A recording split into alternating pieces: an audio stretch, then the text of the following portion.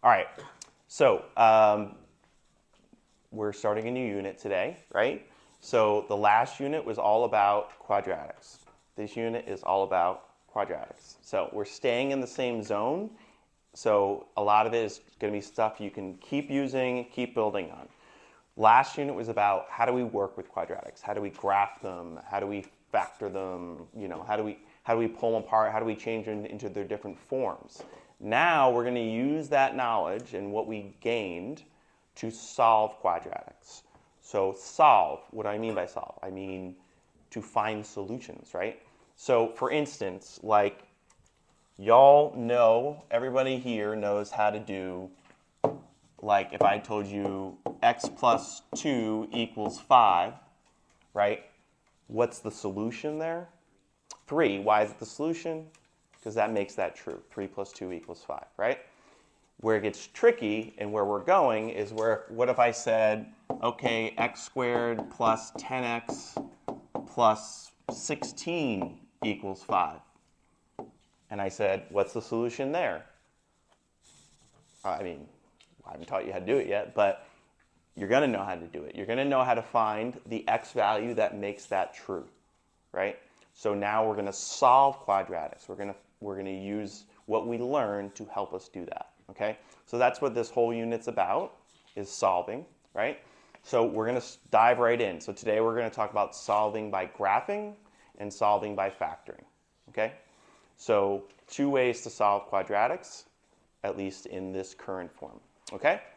So your warm-up was to get some graphs on paper so we can talk about some different situations, okay? So here we go. I got this situation here. F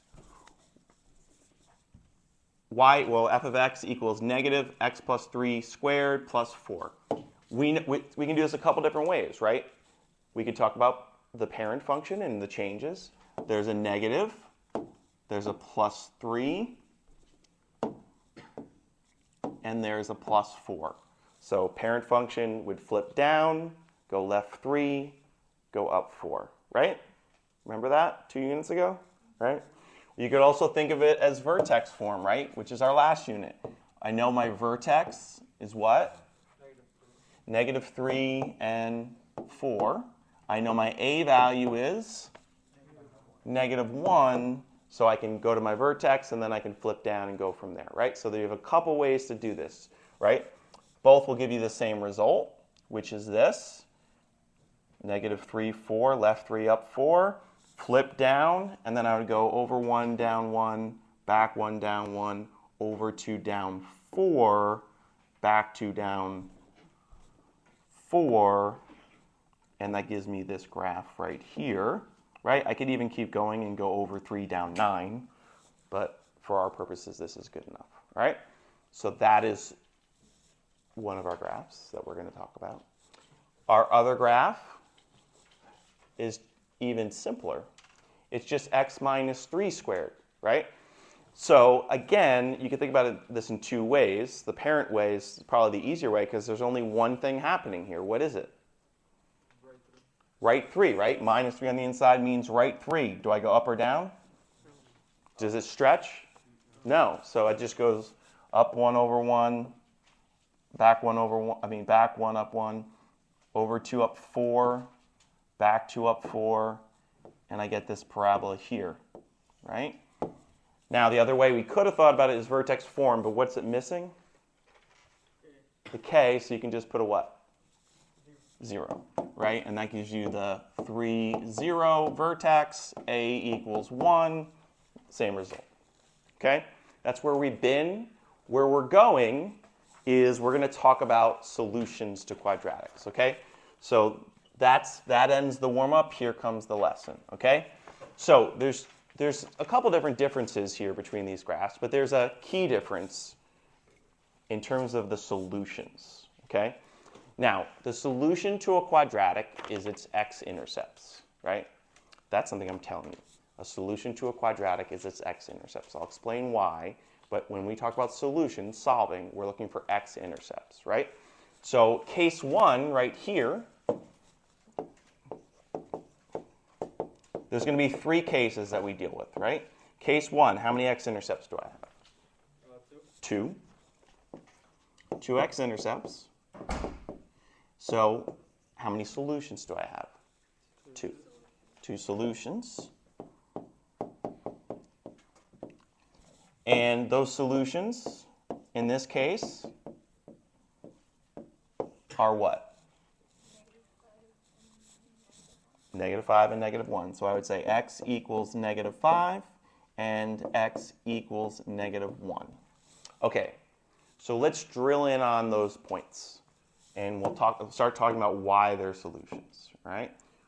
We say -5 and -1, but they're points. They have more to them than that. What would be the full thing that you would say about that at -5?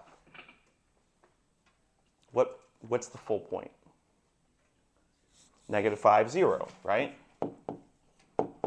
And what's the point here? -1, 0. What's true in both cases? The y is 0. That's what makes it the x-intercept, right? And that's why these are solutions, because they make y 0. Okay? So we can prove it, right? I can say, okay, the equation was, here's our proof. The equation was y equals -x plus 3 squared plus 4. Well, if these are solutions, then I should be able to plug in the x and the y and they'll be true, right? So we can pick one. Let's go with -1, right? And my y is what here? 0. So 0 equals negative, and then what's my x? -1 plus 3 squared plus 4. So if this is a solution, solutions are supposed to be true, this should be true. So this goes 0 equals negative, and then -1 plus 3 is 2. 2 squared plus 4. 0 equals, what is 2 squared? 4. So -4 plus 4. -4 plus 4 is 0. So 0 equals 0. Okay? That is true. Now, let's talk about it in another form, right? Because if it's a solution, it should be a solution in all its forms. Now that we've graphed this, can anybody give me another form for it? Intercept form. We know the intercepts now. Same a value. What's my a? -1. And then I'm going to have these intercepts. What will they be if I have -5, 0, and -1, 0? Yeah. X plus 5, x plus 1, in whatever order you choose, right? So again, these should be solutions. They should make it true. So let's test another one. Let's do 5 this time. The point was -5, 0, right? So for y, I'm going to put 0, and then I put negative, and then instead of x, I put -5 plus 5, and -5 plus 1. And now I'll zoom in here. Okay? Now, 0 equals negative, and then these will turn into numbers. -5 plus 5 is 0. -5 plus 1 is -4. But does it really even matter what that is? No, because 0 times anything is 0. So 0 equals 0. Now, that right there, what we just did is why you flip the sign, right? I've been telling you to flip the intercept signs forever. I'm telling you the x-intercepts, you always flip the sign. Because you need y to be 0 for your x-intercept, right? So you need to turn one of these into 0. So -5 would turn that into 0, right? -5 plus 5 is 0. 5 wouldn't do that. -5 would. So that's why you flip the sign when you're finding your x-intercepts, okay? And when you're finding your solution, you're going to do the same thing, okay? But it's better to understand the why than to just remember I always flip my sign, because then you won't make any mistake because you understand why it's happening, okay? All right, so that's case number 1. What's different over here? What's different about this graph? There's no x-intercept? Well, an x-intercept is where it crosses or touches the x-axis. So, does this not? Oh, 3. Yeah, but it's just the 1, right? So case number 2,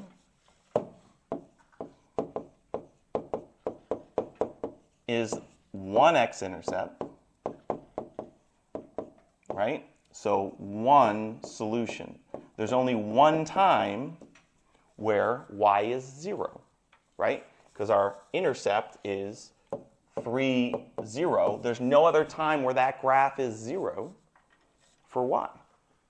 So that's the only solution, right? And of course, if you plugged it in, y equals x minus 3 squared, well, you don't even really need to do it. You can just think, what's the only thing that would make y 0? 3, right? 3 minus 3 squared, and that's 0 equals 0 squared, which is 0 equals 0, right? It's the only thing that would make that 0. That's why it's your x-intercept, okay? Because your x-intercept happens when y is 0, okay?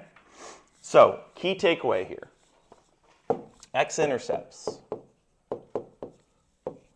are always a number and 0, right? They're always a number and 0.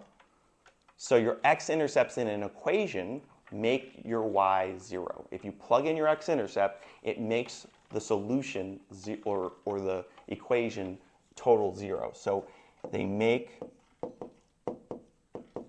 y equals 0. Remember, x's are inputs, y's are outputs. You plug in an x-intercept, your y that comes out will be 0. It has to be. Okay? So we're going to use that. We're going to harness that understanding to solve equations. Okay? And that's what we're going to get into now. Okay? So let's talk about solving quadratic equations. I'll give you steps, and then we're going to kind of go through an example, and then we're going to talk about why. Okay, so we're solving quadratic equations. I said solving quadratic equations are all about what? What did we just talk about for like 10 minutes? Are what? What parts of the graph? The x-intercepts, which is always when y is 0. So when you solve quadratic equations, solutions exist when y equals 0, right? So if I ask you to find a solution, what do you think you want? Y to be 0, right? So the first step when you're solving quadratic equations is you set y equal to 0. So you're going to get an equation with everything in it. You're going to set y equal to 0. You're going to change that part of the equation. Okay? And your next step, and I'll explain why in a bit, is to factor your equation. In other words, turn it into intercept form. And then your last step is you solve for x. And I'll show you how when we go through the example. Okay? Now, another thing worth noting here, solve can also be said as find your roots. That might be a new term, roots. Yes. Equation. Your equation. So finding your roots just means find your x-intercepts.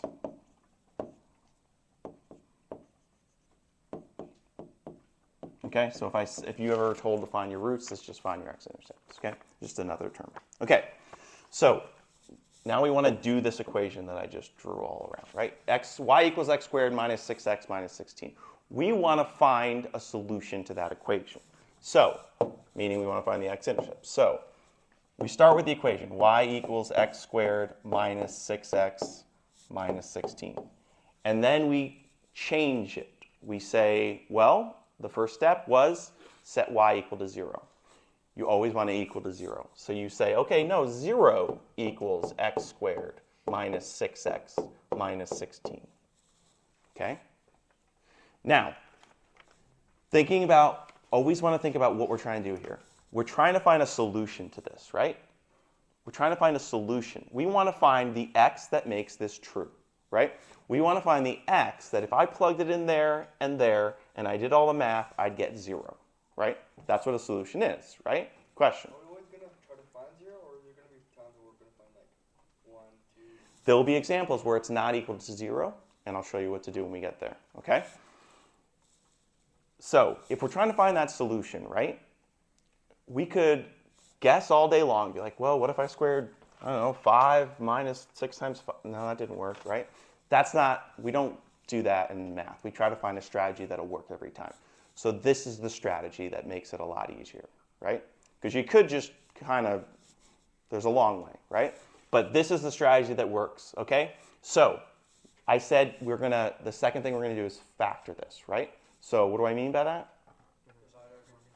Intercept form. Well, that's GCF. I don't have a GCF here.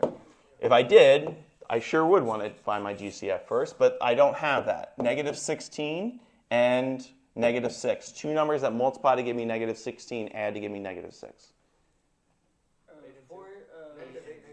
8 and 2, and then it has to be negative 8 and 2 because you need that negative 6 on the bottom.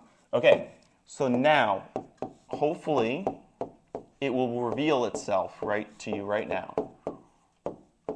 Remember when I was looking at this and I was like, how could I even figure out the x that would make that 0? Well, now you can look at it. Anybody know what x would make that 0? What x, if I plugged it in, would give me a 0 here? 8? Yep, because this would be 8 minus 8, which is 0. 0 times anything is 0. Anything else? Negative 2. Negative 2 plus 2 is 0. 0 times that, whatever it is 0, right? So now that we changed its form, it's easier to see the solutions, right? So our solutions to this problem are x equals 8, and there's two solutions. X equals negative 2, right? Two solutions. Now, there also happen to be our x-intercepts, right? Which is meaning, remember our first case, we had two solutions, right? Now, but solutions are supposed to make something true, right? I was supposed to find something that made this first equation true. So if what I did was right, this 8 should make all of this true. This negative 2 should make all of this 0, right? So let's see if it does. Okay, so 0, we'll choose negative 2. Negative 2 squared minus 6 times negative 2 minus 16. That should be true, right? Because that's what we were trying to find, is the x that would make this true. So let's see what happens. 0 equals, well, negative 2 times negative 2 is 4. Negative 6 times negative 2 is 12 minus 16. What is 4 plus 12? What is 16 minus 16? 0. So it works, right? You get the solution that makes the original equation true. Okay? So that's your process. That's what we're doing. That's the process. On the back, we're going to get into the property and why this works, why we're able to rely on this. But first, we got to talk about case number 3. So case number 3. So to find case number 3, we're going to attack this problem the same way we just learned and see what happens. Okay? Case number 3. Well, I have this situation. What's my first step? Set y equal to 0, but I don't see a y. I see f of x.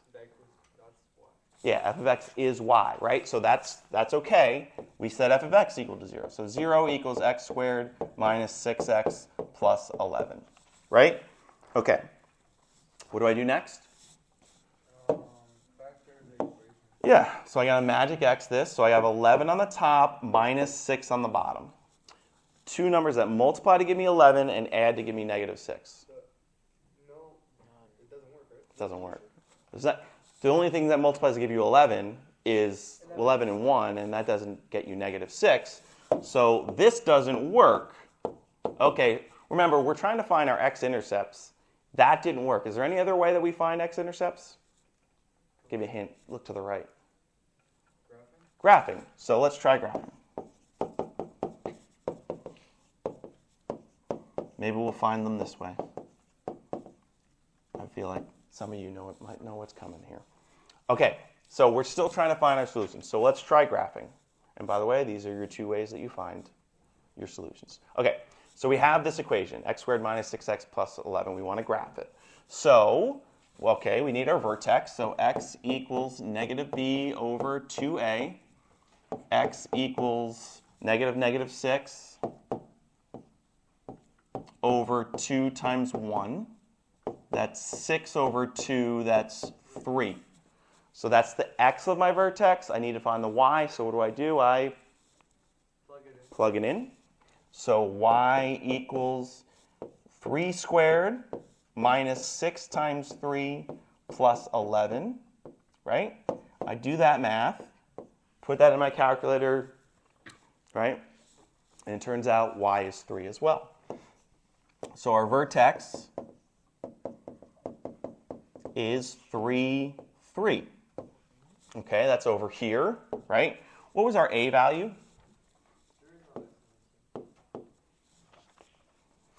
What was our a value? 0 or 1. 1, meaning it's normal. It goes up, right? What's up?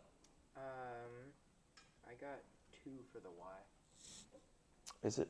So wait, 9 minus 18 is negative. Oh, it is 2. Sorry, 2. Did it too quickly in my head. 2. Thank you. All right, so it's 3, 2. Thank you for correcting me. Okay, so then we go over 1 up 1, back 1 up 1, over 2 up 4, back 2 up 4, and there's my situation. Now, what did you say? There's no x-intercepts. So why does it make sense that the magic x didn't work? Think about what we've talked about. Why does it make sense that we couldn't get that to work? Because if y is 0, that means x isn't anything. It's Right. We set y equal to 0. Where is y 0? Where is y 0 on this graph, on any graph? On the x-axis, right? Does our graph touch the x-axis at all? No. So if we're trying to solve this thing, of course we weren't able to do magic x because this thing will never be 0. It's not part of its story, right? It doesn't get there, right? It always stays above 0. So what's our takeaway here? No x-intercepts.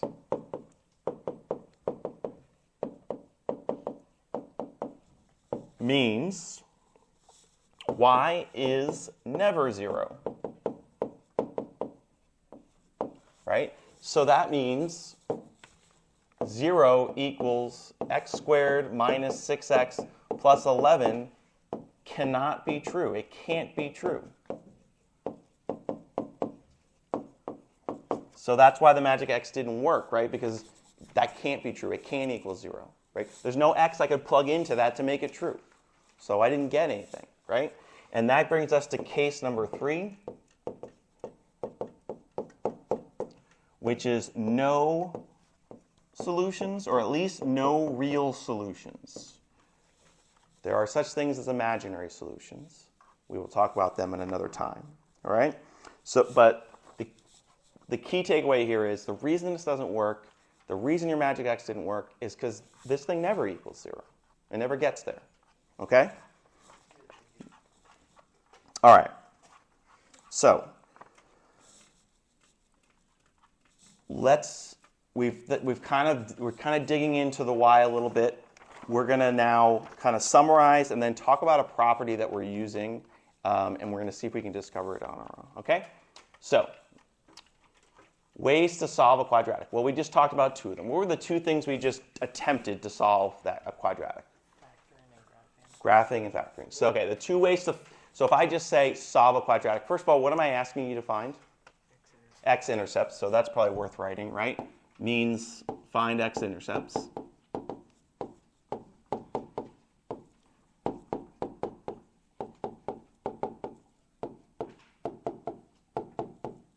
Okay, and we said we could do it by graphing.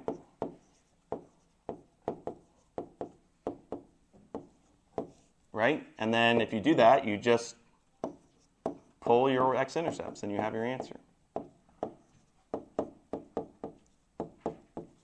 Right? So that's by graphing. Those are your solutions. Those are your roots. Right?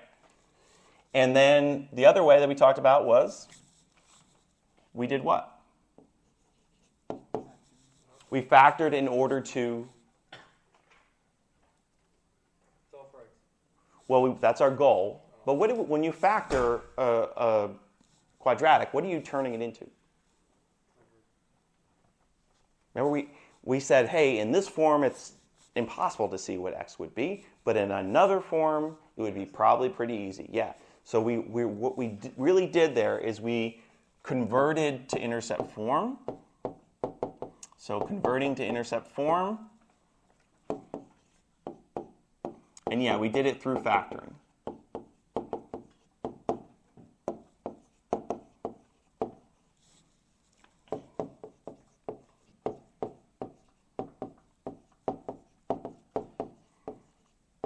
And of course, intercept form, y equals a times x minus p, x minus q, right? And your p and q, that makes your p and q not just your x-intercepts, but your solutions, right? So p and q are now our solutions. Okay? All right, so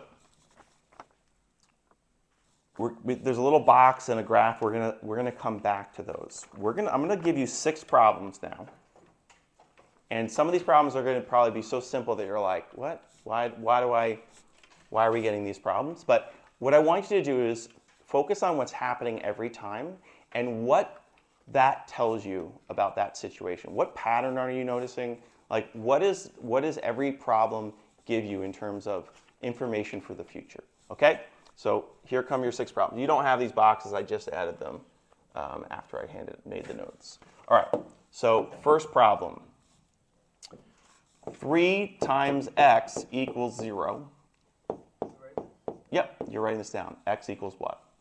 Next problem. X times 10 equals 0. X equals what? And just don't say it out loud. Just do it on your paper. Next problem. 5 times x minus 1 equals 0. X equals what? And they're going to get progressively harder. They're not all going to be super easy. Fourth one. X plus 2 times x minus 3 equals 0. X equals what? Next one.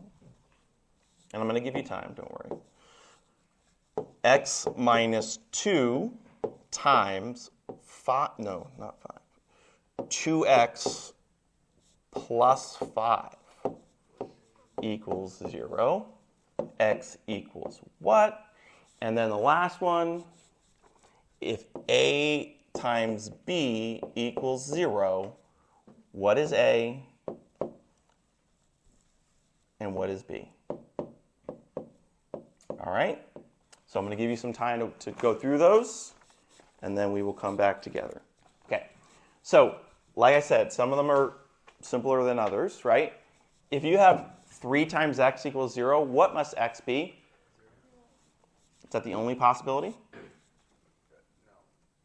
Yeah. So, I mean, nothing else would multiply and give you 0, right? So if you have x times 10 equals 0, then what's x? 0, right? Okay. Same line of thought. 5 times x minus 1 equals 0. What is x? Well, that would be 5 times 0 minus 1, which would be negative 5. So think about this problem. Why did you know x was 0 here?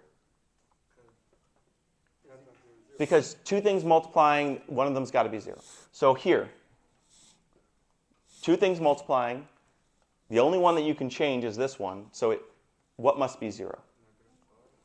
X minus 1 has to be 0. What's the only thing that would make x minus 1 0? 1. So x is 1. Think about it. 5 times 1 minus 1. 1 minus 1 is 0. 5 times 0 is 0. Right? Got it? Okay. Same line of thought. X plus 2 times x minus 3 equals 0. What is x? So there's multiple possibilities. X is minus 2 or maybe even and 3.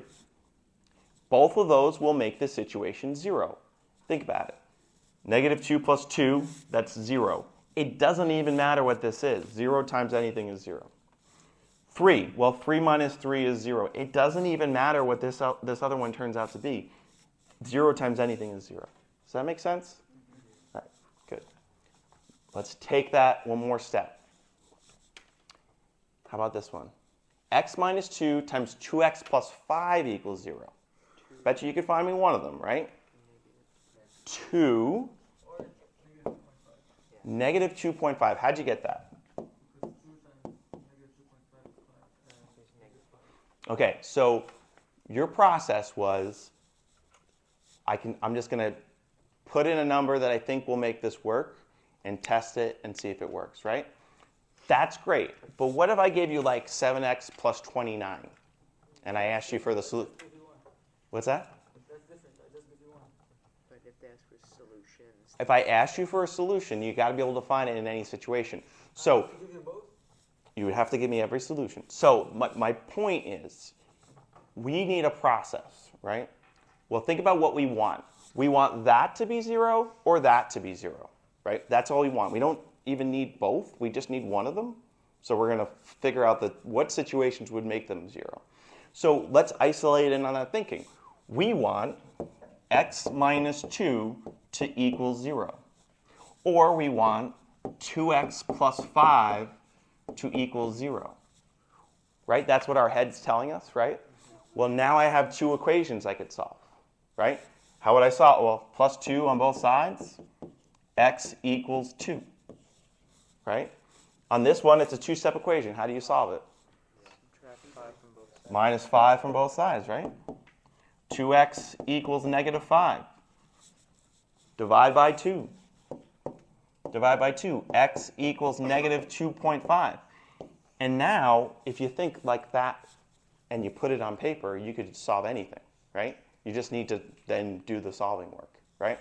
So it's what you did in your head, but in written form, okay? And that'll allow you to solve more difficult problems.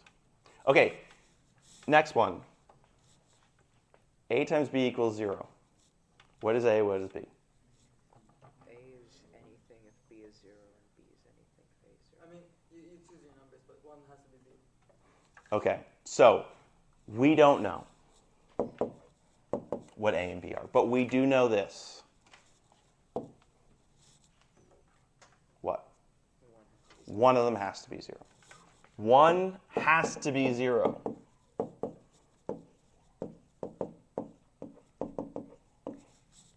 One more question. Is that the only way that this is true?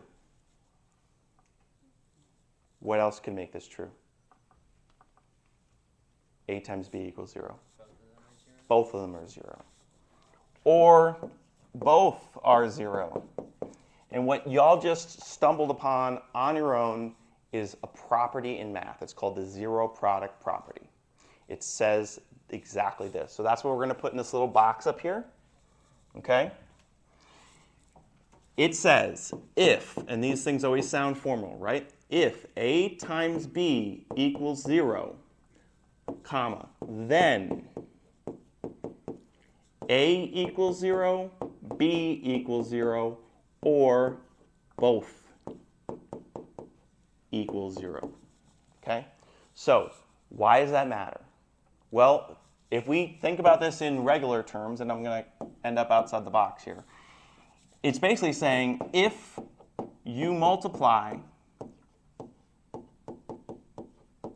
two things, whether they're numbers, letters, terms, parentheses, anything, if you multiply two things and you get 0, one or both must be equal to 0, right? That has to be true. Even if it's a parentheses times a parentheses. Two things multiplying got you 0, one of them's got to be 0. And that's why we go to intercept form to find solutions, okay? So we're just going to finish here with the 3 examples of using this, okay? This one is just like the ones we've done. Set y equal to 0, magic x. This one's a little different, that one's a little different. I'm going to give you a few minutes to try them. Can you go up just one second? Yeah. Give you a few minutes to try them, and then we'll go over them, okay? Oh, that's right. I was just here. Okay. All right. So this first one, again, our first step is we make y equal to 0, right? So 0 equals x squared minus 14x plus 45. Then I try to change the form. I change it to intercept form because that's where I can use my knowledge to solve this thing. So 45 and minus 14. Two numbers that multiply to give me 45, add to give me minus 14. Negative 5, negative 9, in whatever order. So 0 equals x minus 5, x minus 9. What are the only things that make that true?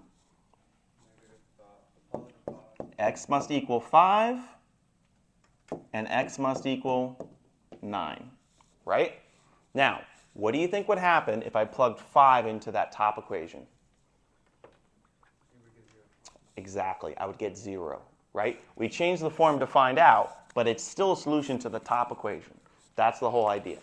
Okay, this next one, there's two ways to do this one. I'm going to show you both ways, okay? First is this way. But what's missing here? Y equals ax squared plus bx plus c. What part? The bx, right? So this is missing the bx. So when you're missing bx, you have two ways you can solve, okay? Number one is the way we just did it. How, though? If there's no b. Yeah, we make b 0, right? So we say y equals x squared plus 0x minus 49, right? And now we can do our magic x. So minus 49 and 0. Two numbers that multiply to give me 49, and then they add to give me 0. Yep, 7 and negative 7, right? That works for both. So I end up with, well, first I was supposed to set this equal to 0. X squared plus 0x minus 49. So I end up with 0 equals x minus 7, x plus 7. So what are my two solutions? X equals 7 and x equals negative 7. Now, the second way. If I have y equals x squared plus 49, and I set it equal to 0, or sorry, minus 49. Well, when we first learned how to solve equations, what were we always focused on? Like when you had 2x plus 5 equals 10, you're just trying to get what? If you had like 2x plus 5 equals 10, you're just trying to get x by itself. Why don't we try that? What would I need to move? Plus 49, plus 49. I get 49 equals x squared. How do I get rid of a squared? Square root. And I get x equals plus or minus 7, because minus 7 times minus 7 is also 49. What's another way of saying that? That's telling me x equals 7 or x equals negative 7, which is exactly what we got when we did it the other way, right? Your solution is your solution is your solution, right? If I plug negative 7 into this original equation, well, negative 7 squared is 49. 49 minus 49 is 0. One more. Okay. Here's why we have our solution. Our strategy. So equals 0, equals 0, equals 0. Why? Because this I have no plan for. I don't know how to find x in this situation. Because there's no zero product property that's being applied. I have no way to just be like equals 2. I don't know. But I make it equal to 0. How? Minus 2. Minus 2 on both sides. I get x squared minus 4x plus 4 equals 0. Now I go in with my normal process, right? So always set it equal to 0. That's 4 and minus 4, minus 2. Sorry, I'm rushing. We're out of time here. Minus 2 and minus 2. There's one more thing I want you to take away here. So hang on. If I get x minus 2 and x minus 2, what's my solutions? X equals 2, and then x equals 2. These are the same, meaning one x-intercept and one solution. And that should also make sense because How do you rewrite x minus 2 times x minus 2? Which takes us back to our warm-up when we had x minus 3 squared. It was 1 x-intercept, right? It all connects, right? That would be an x-intercept at 2, just 1. Okay? All right, homework.